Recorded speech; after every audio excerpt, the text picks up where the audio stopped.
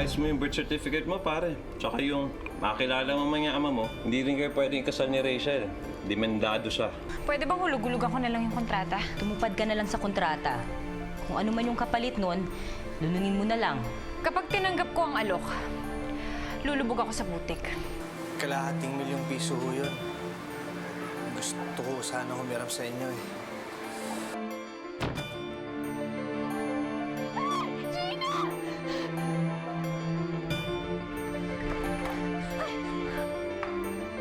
Isa ka lang, Rochelle.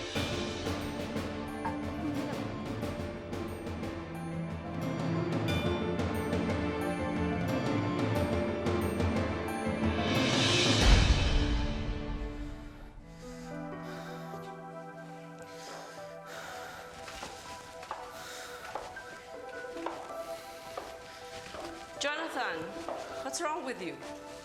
Bakit parang hindi ka yata mapakali? Ha? Ma, kailangan ko sana ng pera eh. Gusto kong matulungan yung kaibigan ko na disgrasya siya. Kaibigan mo? Wala naman akong kilalang kaibigan mo na hindi pwedeng magbayad sa ospital o hindi kaya. Si Gina ho. Na-hit and run siya eh. Pwede na siya lumabas sa ospital, kaya lang wala ko silang pambayad. Gusto ko siyang tulungan. And why is this girl so important to you?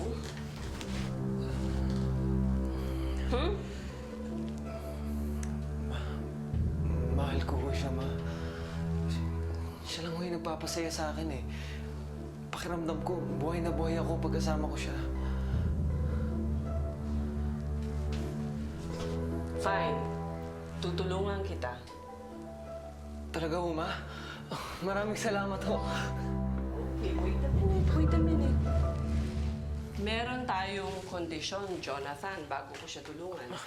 Ma, kahit ano ho yan, wala akong problema. Gagawin ko lahat ng gusto nyo.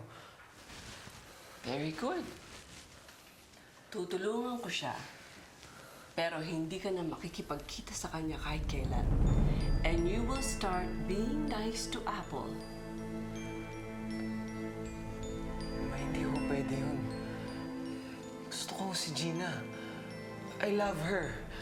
Precisely. If you truly love her, mas pipiliin mong tulungan siya. Even if it means nalalayuan mo na siya, di ba? Anong ginagawa niyo dito? Huwag kang matakot. Hindi kita sasaktan. Andito ako para iparating sa'yo na ang ating butihing Mayor Guatlo ay handang tumulong para sa kapatid mo. Nakaksidente pala siya. Paano niyo nalaman? May mga pakpak ang balita. Pero hindi na mahalaga yun. Ang importante, handang tumulong si Mayor sa'yo. Hindi namin kailangan tulong ni Mayor. Kaya kong bayaran lahat ng mga bayarin sa ospital. At pakisabi dyan sa Mayor nyo, hindi niya ako kayang bilhin kahit kailan. Sinasabi mo lang yan ngayon, Rachel. Pero itong tandaan mo, lahat ng bagay may halaga. Pati ikaw.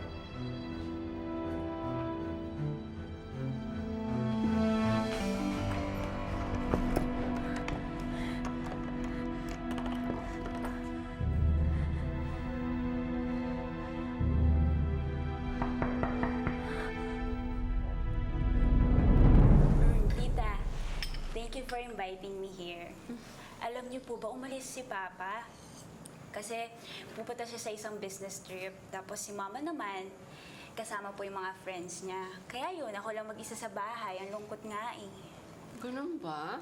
Pwede ka dito sa amin pagka mag-isa ka lang sa bahay. Right, Jonathan? Siyempre naman po. Para ikaw, Apple, hindi ka naman malungkot. Talaga? Okay lang sa'yo? Oo, bakit naman hindi? Di ba? Kaibigan naman tayo. Basta kung kailangan mo ng kasama, sabihan mo lang ako. Oh my God! Sayang naman. Kung alam ko lang sana, hindi ko na in-invite yung mga friends ko para mag-sleep over mamaya. Ay, naku. Tita, next time dito ako magstay, pwede? But of course, you're always welcome in our home. In fact, Yes! mamaya pag uwi mo, si Jonathan ang maghahatid sa'yo sa bahay mo. Right, son? Sure. Ihahatid kita. Okay. Bumalik ka pa dito! At ikaw pa ang may karapatang magalit, Rachel? Baka nakakalimutan mo, ikaw ang may atraso sa amin. Ikaw ang may kontratang nilabag. Alam mo, Rachel, usapan natin, babayaran mo yung kontratang pinirmahan mo. Kaya nga hindi tinuloy yung pelikula, di ba?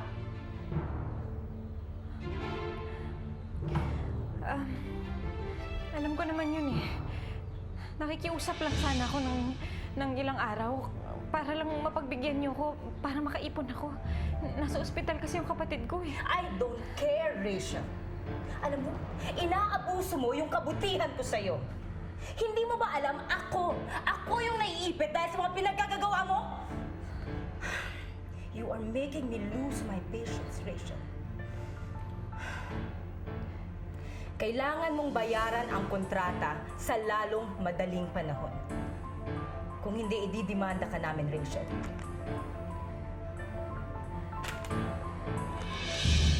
Ma'am, nakalagay ho dyan na binibigyan lang kayo ng 24 hours ng palugit upang makabayad. Kung hindi, formal na kayong sasampahan ng kaso.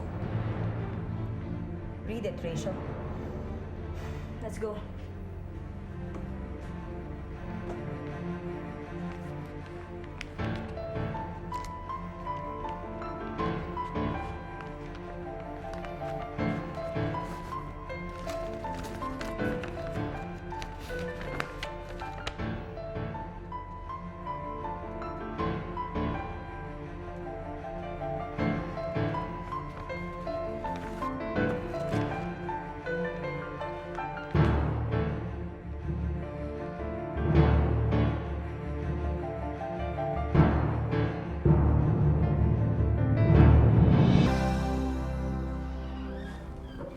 Linda?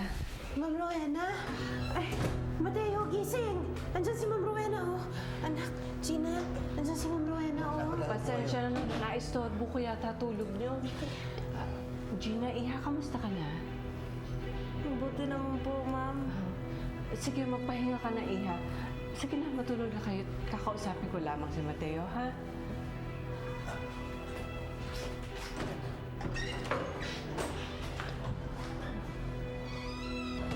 Mateo, alam kong kailangan mo ng malaking halaga para mailabas si Gina sa ospital. Ma'am, hindi ko po kayo Makakatulong naman ako sa iyo eh. Pero may kondisyon. Huwag na huwag mong palalapitin si Gina kay Jonathan. Naintindihan mo ba? Etong pera. Maasahan ko ba? Maasahan niyo. Sige na.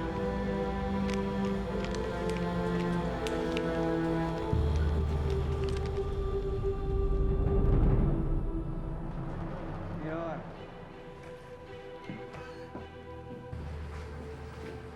Oh, ano sinabi niya? Ayaw na Rachel tanggapin yung binibigay mo eh. At sabihin ko daw sa'yo, hindi mo siya mabibili. Kailanman. Ayos talaga ito si Rachel. Talagang matapang. Alam mo, Falcon, wala pang tumatanggi ng ganyan sa akin na babae. Kahit na si Clarissa. Nadali ko yan sa ngipitan eh. Pero itong Rachel, nagpapakasanta. Mayor, marami namang babae dyan eh. Mas magaling pa sa kama. Huwag na natin pagsayangan ng oras ng babaeng ito. Hindi, Falcon. Hindi ko maintindihan, pero alam mo, gusto ko si Rachel eh. Alam mo ba, habang tumatagal yung habulan namin ni Rachel, lalo ako nag-iinit. Eh, ikaw, kilala mo naman ako eh. habang pumapalag, dun nabubuhay ang dugo ko. Uy, alam mo, Falcon, sa totoo lang, lalo akong nanggigigil sa kanya. Rachel. Rachel.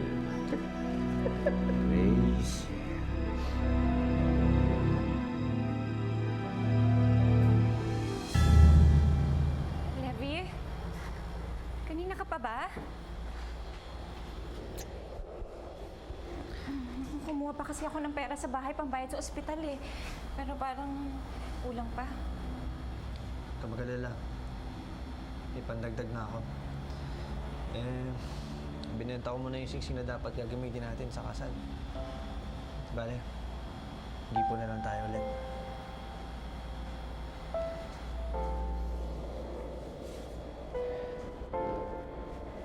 Huwag ka mag-alala.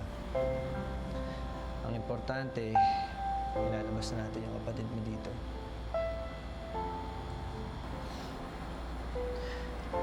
Sayang din pala yung pelikula mo, no? May isa pa palang problema. Yung producer, pumunta kanina sa bahay. Eh, sabi, idedemanda na daw ako kapag hindi ko binayaran yung kontrata. Binigay nila sa akin to.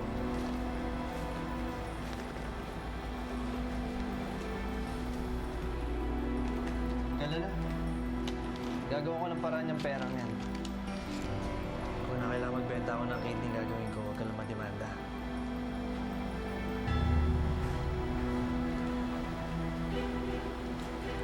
Saka pala, hindi mo sa akin nakikwento kung ba't ka nag-back out doon sa pelikula.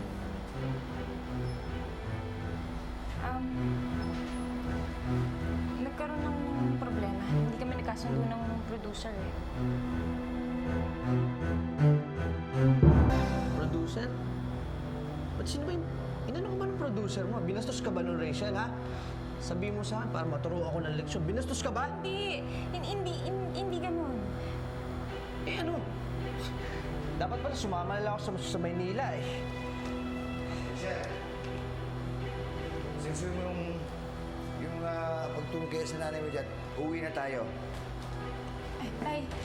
Tay, sandali. Ito yung pera na kinuha ko sa bahay. Sandali. Hindi na kailangan yan. Nakadilensya na ako. Saan kayo nakakuha? Basta, wala nang problema. Ikaw, kung talagang gusto mo makatulong, ikaw ang mag-asikaso sa kapatid mo. Sa bahay ka uwi.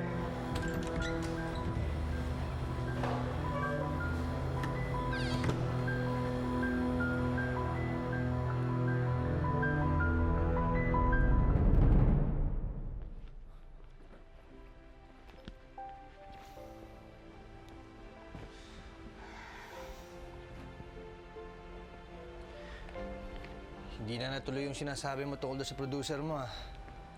Sabihin mo na kasi kung nabastos ka ron. Ano ka ba? Eh, nung ginausap ko yung producer, parang naisip ko lang na hindi talaga ito yung gusto kong buhay. Huwag ka na nga sumimangot dyan. Lalo ko nalulungkot niyan eh. Alam mo, gusto ko naman dito. Pero kailangan ko namang alagaan yung kapatid ko. Kailangan din nila ako doon. Alam ko. Ewan ko ba kung bakit tinutuban ako ng masama nung mismong sa tatay mo nang galing na doon ka muna umuwi. Hindi ka ba nagtataka doon?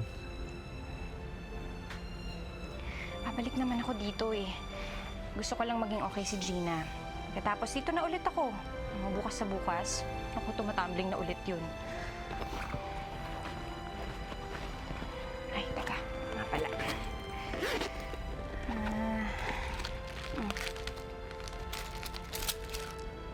Ano to? Upa mo dito? Sira. Ano ka ba? Eh, pangdagdag ko yan sa kasal natin. Alam mo, matapos lang to, nakakapagsimula tayo. Natutuloy na rin.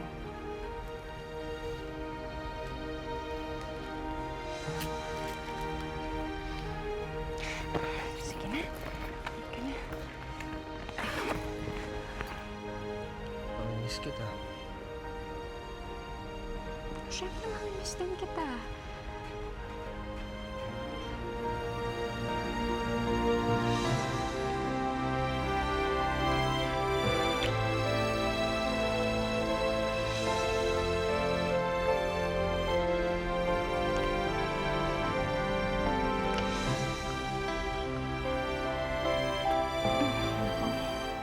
Kailangan ko nang umalis.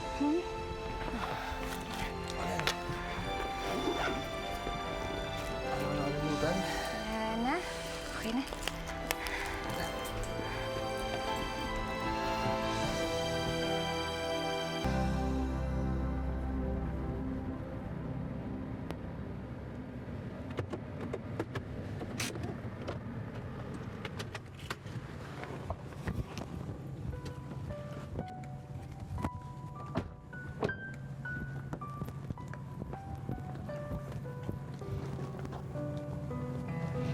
I'm glad na hindi mo na ako iniiwasan, Jonathan.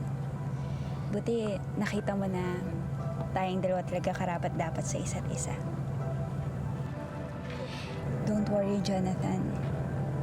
Hindi natin sasayangin tong chance na binigay sa atin. Kasi I will do anything to make you happy.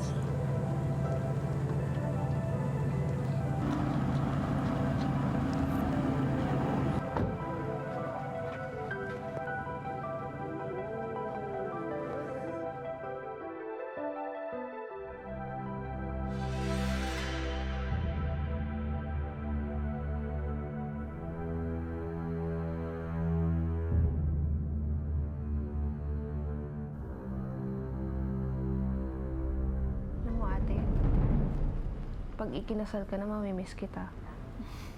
Kasi sigurado ako hindi ka na pauuwi ni Kuya Levi dito. Hindi na tayo magkakatabi matulog. Naku, kung makapagsalita ka naman, parang hindi na ako babalik dito. Malay mo, mag-away kami ng Kuya Levi mo. Oh, edi dito muna ako titira. Habang sinusuyo niya ako. Ate naman!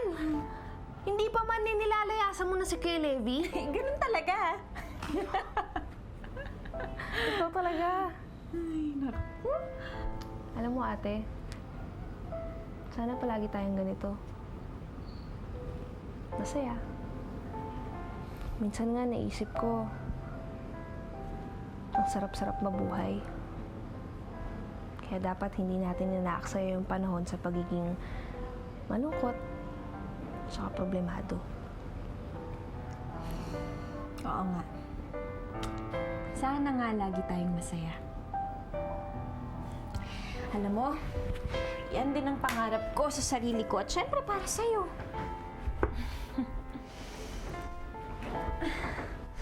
Asan ba yung... Ate! Aray! Ate! Bakit? Ate! Bakit, Gina? Ate, masakit! Ano nangyayari sa'yo? Anong masakit? Ate, masakit! Masakit! Hindi ko may galaw yung paa ko! Hindi! Ate!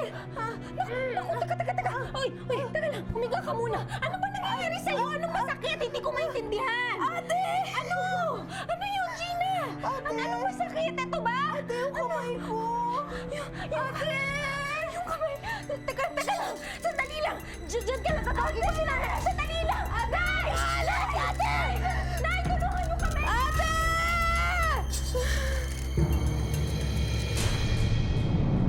Inulit namin ang ilang mga test. May nakita kaming pamamaga sa spinal cord dahil sa aksidente. Ito ang dahilan kung bakit nawawala ng kontrol ang kamay at paa niya ngayon.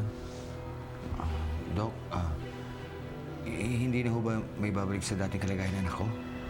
Sa ngayon, tatay, binibigyan namin ng gamot si Gina para mawala ang pamamaga. Titingnan natin ang epekto ng gamot na ito sa kanya. Sa ngayon, hindi ko masasabi kung panandalian o permanente ang kanyang kondisyon. Iwanan ko muna po kayo, Mrs. Salamat Mister. po. Sige po.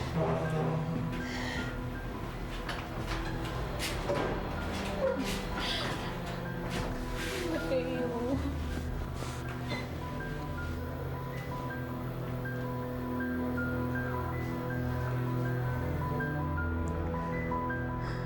Patawarin mo ako, Gina. Oh, tuloy ka, Levi. pumasok ka. Naalala ko nga pala na nanghihiram ka sa akin ng pera. Pero bigla ka nawala. O ano? Naayos mo na ba yun? Hindi pa nga ako mayor eh, kaya nga ako kinapalan ko yung mukha ko na lumapit sa inyo ulit. Kailangan ko yung tulong ninyo, Mayor. Alam ko ho, malaking halaga yung hinihingi ko, pero hindi ko naman ho kayo tatakbuhan eh.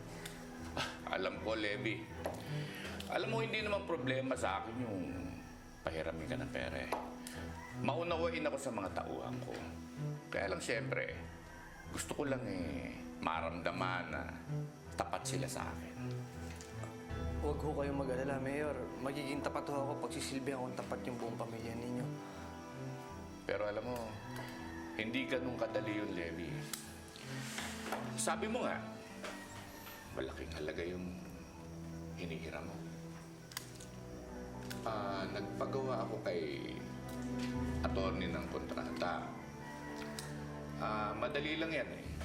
Pahihiram ko sa iyo yung pera, pero kailangan pumirma ka dun sa kontratang yan. At sinasabi dyan na bilang kabayaran, maninilbihan ka sa pamilya ko na sa loob na 10 taon. 10 taon ho?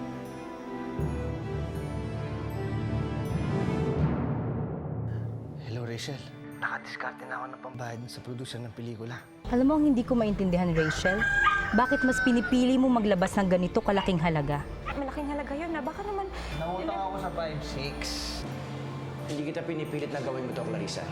Sa hirap na dinanas ko sa kamay ni Guato, ganti ko na sa kanya ang isiwalat sa lahat kung anong klaseng hayop siya.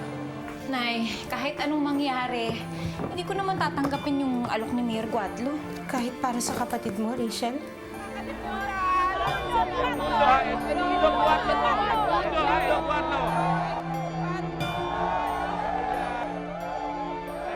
Edmundo! Edmundo, nakita to! Edmundo! Edmundo! Edmundo!